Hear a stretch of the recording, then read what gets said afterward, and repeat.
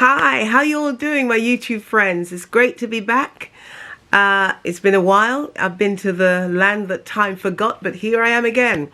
The last time I was on, I said that I would bring to you and I would share with you some books that I've read in the past that have really helped. I actually talked about in my last video to be yourself. And when you're in leadership, as I am, and with a business as I have, I'm a leader in the church. I'm actually a minister in the church, but I also have my own business. So I've got to show up in all sorts of ways to take the business forward, to take the lives that I seek to promote in church forward. So I've got to show up emotionally. I've got to show up on all level to take this baby forward. You'll have seen from my library, I like books. I like books.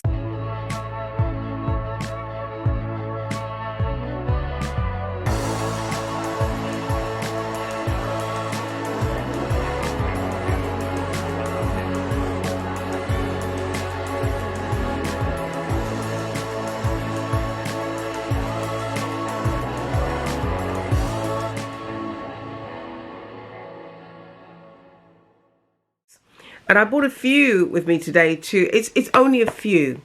There are tons in the library and there are loads on my Kindle. In fact, one of them that I'm going to talk about today is on my Kindle. So it's not here, but it's on Kindle.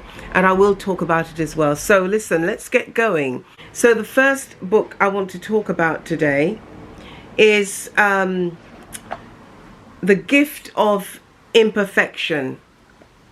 I hope you're seeing that the right way around. But it's called The Gift of Imperfection, and it is by Brené Brown.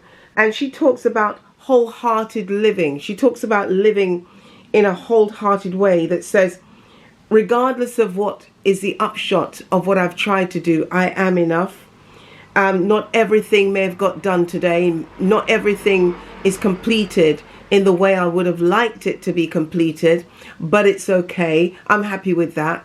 I'm enough. I've done what I can, and I'm not completely pulled apart because I didn't get everything done today. No, she's saying in this book, you got to learn to make what appears to be imperfection work for you. She talks about, not trying to be a superhero. And she says, you're worthy regardless of what has happened. You're worthy regardless. And she talks about, sometimes we put prerequisites before feeling worthy. And she made some quotes, I'll feel worthy when I lose weight, or I'll feel worthy when I get pregnant. I'll feel worthy when my parents think I'm good enough. Or I feel worthy when I can hold my marriage together.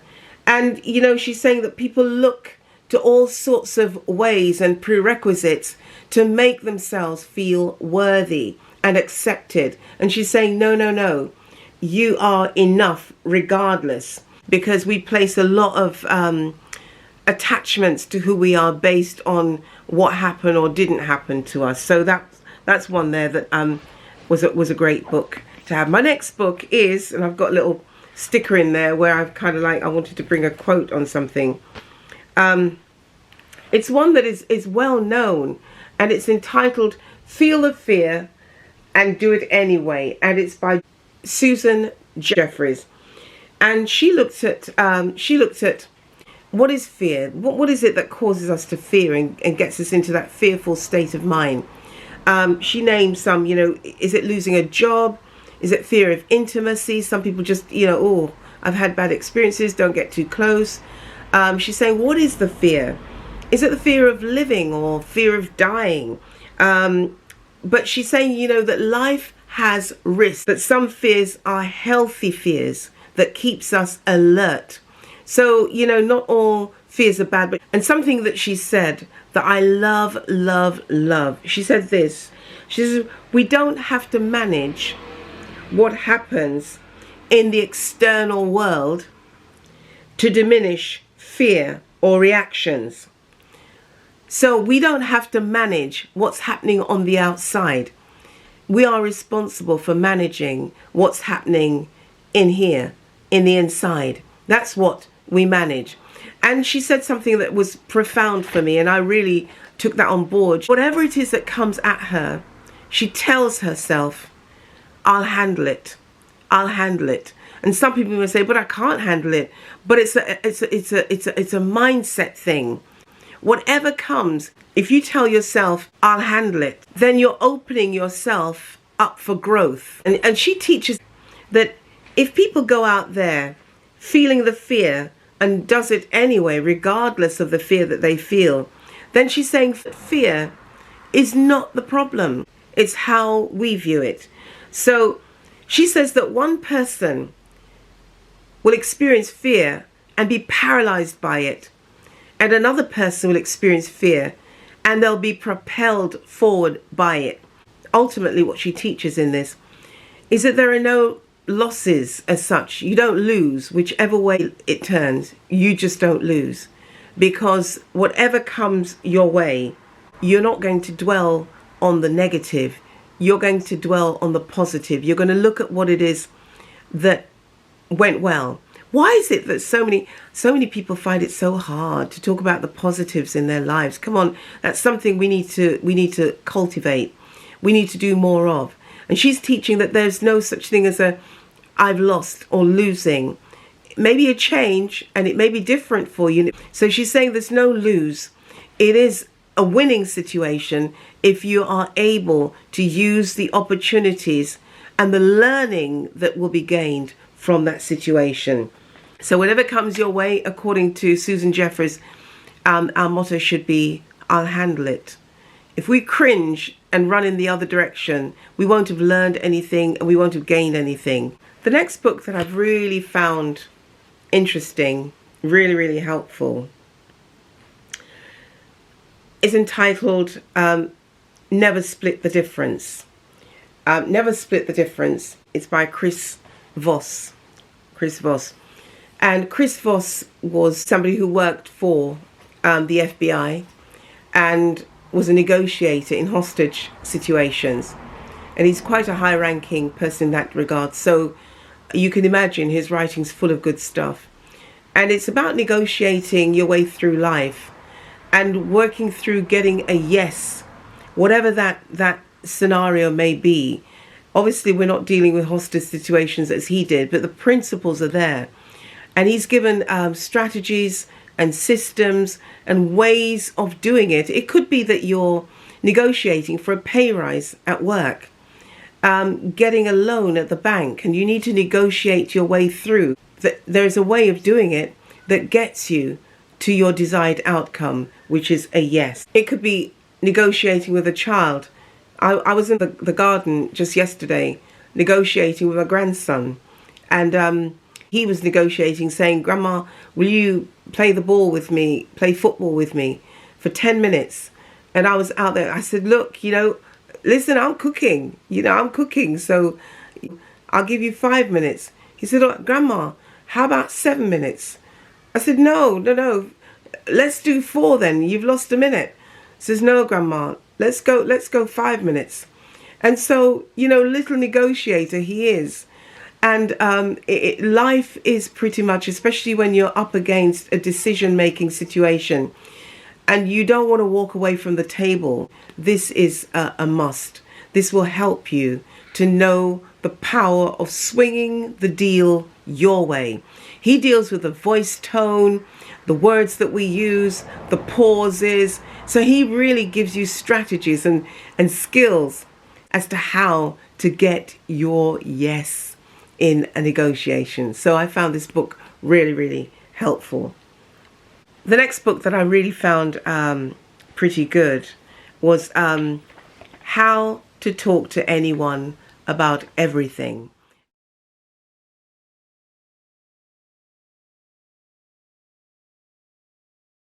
And that's by James Williams. And I remember telling you in my previous video, one of the things that was difficult for me was small talk, social talk. I'm not a social talker.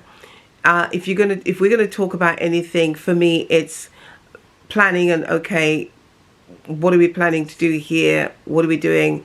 How are we going to do it? It's all about planning and strategy and all of that stuff, but not small talk. So small talk with me just walking around receptions with a plate and a glass on the edge and having conversations with people was never very easy for me. And I've had to experience the difficulty of pressing myself forward in doing something that I'm not comfortable with. And so I found this book really, really, really helpful. And it is How to Talk to Anyone About Everything. And he actually gives you, again, strategies, and really makes the point that it all starts with us as an individual. It starts with me. It starts with you in terms of making that approach. And as to how you, first of all, how you see yourself, and then how you make that approach in a conversation. What he does in the book, he helps you to be able to seamlessly carry a conversation through effortlessly. And he's saying, everybody can achieve it. By the end of this book, he teaches strategies, body language, questions that you can ask, and he moves away from this whole boring conversation type, which is, the weather's bad today, isn't it? He really gives strategies that helps you to really sound interesting yourself. And there is practice involved, but I found that it was a really, really good book in getting you to think about how you approach another person, how to initiate that conversation, and your body language, and part of what he said, which was quite funny, is that fake it until you make it. He also talks about 18 different types of listening. Can you believe that? 18 different types of listening. Because he says sometimes we listen with a bias. We listen with a sense of, I can't wait for you to get done, for me to tell you what I think. And people know that you're really not listening to them. You're just wanting them to get done so you can get your word in. He also talks about protocol, how to know to conduct yourself when you're speaking to somebody, up the strata, up the status ladder, and how to conduct yourself and the kind of conversations maybe you shouldn't make. And also he talks about topics that may not be wise to cover. Speaking to somebody for the first time, there are certain no-nos that he gives in the book, indications as to what not to talk about. He gives a lot of techniques as to how to make it and to appear confident and to hold your own in a conversation with people you've never met before. So a very, very good book that I would recommend. And my last book on the list is this one. It's called Atomic Habits by James Clear. There you go, got my hand over the name there. Atomic Habits by James Clear. So he talks about small habits that can literally transform the things that we do. I mean, atoms are really tiny, minuscule things that you can't see, obviously. We all know that. And so he's talked about habits that are so minuscule, but they amount to great changes in our habits. And it brings benefits, it brings a difference, and it brings the kind of desired results that we want, but it's tiny. I found this book, I think this is one of the best books that I've read in a long time. A really, really, really good book. He talks about the way the brain functions and how the brain actually builds habits. So it goes in fairly deep, I think. And then he gives strategies to retrain the brain, to form the habits that we want to see. He talks about how to untrain bad habits. I love the way he talks about if you want to, if you decide that you're going to go to the gym a particular day in the week, it could be that the point at which that habit changes is after work. The first thing that you do is getting into your gym clothes. And maybe the stage before that is that before going to work in the morning, you lay out your gym clothes somewhere that is visible. He talks about visibility of any change behavior. You have to make what you want to change easy, visible. Don't make it hard on yourself. So for the description I've just given you, you could lay out your gym clothes at a place that's visible and a place that's accessible, so that once you get in from work, it's there, it's right there. And the next stage would be getting your foot in those gym shoes, tying up the laces, and then you're literally on your way. But he talks about the small intros, the small little tiny habits that are like the introduction to the bigger things that you want to achieve. So that's one scenario. Obviously, for those of us, my journey, as I've talked about in my previous video, one of my previous videos about walk and talk and drop the weight. It's about the small things. For instance, like if you want to lose weight, you have a bowl of salad at the front of your refrigerator, so that's a go-to place rather than pecking and snacking on something else. So it's the little things that you do, and you make it accessible and you make it visible. It's not tucked away and you make it so hard that you just never get to it. So this book is one of the best books that I've read, and I think one of my favorite books. Wow, that's it. I hope that you've enjoyed the video and taken away from some of the help books that I found really, really useful in my journey. And if you like this video, you do me a bunch of good if you liked and subscribed for more videos along these lines. Okay,